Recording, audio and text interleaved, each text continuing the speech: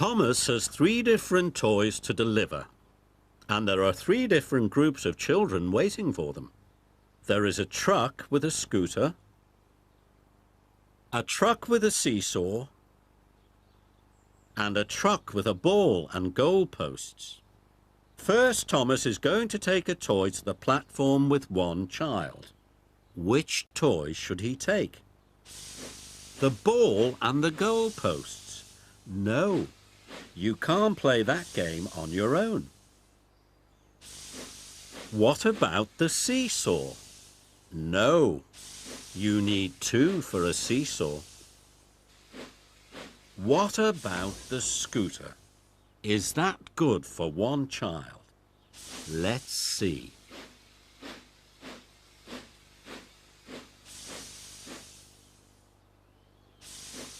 Yes, the scooter is just right for 1 child.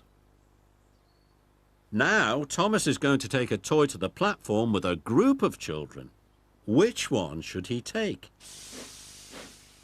The seesaw. The seesaw's fun for 2 children, but not for a group of children. The ball and the goalpost. Yes, there are enough children to make 2 teams. Just right for a game with a ball and 2 goals. Now Thomas has 1 more toy to deliver, and 2 children left to take it.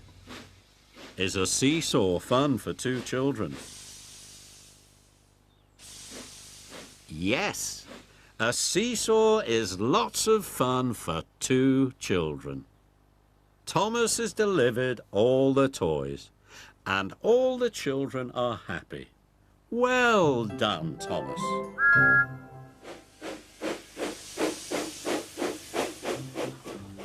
Something fishy.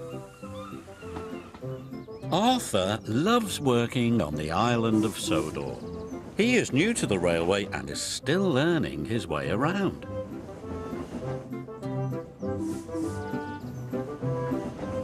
One morning he discovered the fishing village. The sun made the water sparkle and the seagulls called across the harbour. This was Arthur's favourite place. That evening, the fat controller came to the shed. There's going to be a new line to the fishing village. I have to decide which engine is going to run it. He paused impressively. Thomas and Percy looked away. They had enough work to do. Arthur hoped he would be chosen. Thomas, you will work on the new line. Yes, sir, said Thomas, but he really didn't like the smell of fish. Arthur was disappointed. The fat controller sent him to haul coal to the steelworks. That evening, Thomas was at the washdown when Arthur puffed in. Do I smell a fishy engine? He teased. Yes, huffed Thomas. Smelly fish, smelly new line. Arthur wished he could go to the fishing village instead of the steelworks. He'd be much happier than Thomas.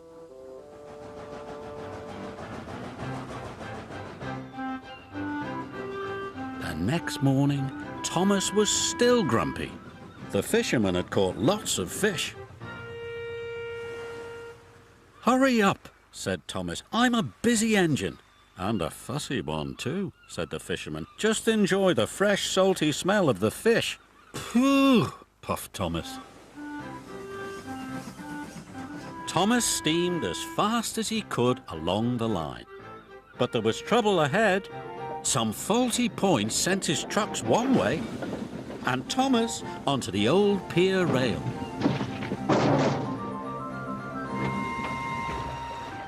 The trucks were delighted. He's fallen in the water. Luckily, Thomas wasn't hurt and the fish truck stayed on the tracks. When the fat controller heard the news, he checked his timetable. Arthur is the nearest engine. I'll send him right away. It was a hot day. The ice that was keeping the fish cold started to melt. I hope someone comes quickly, moaned Thomas. That fish will go off soon. Arthur was surprised to see Thomas in the tidal pool.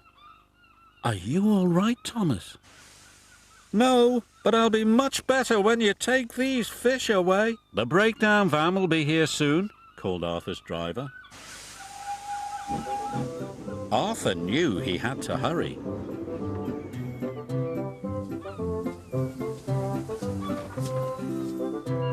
He raced along the line to the docks and arrived there just in time.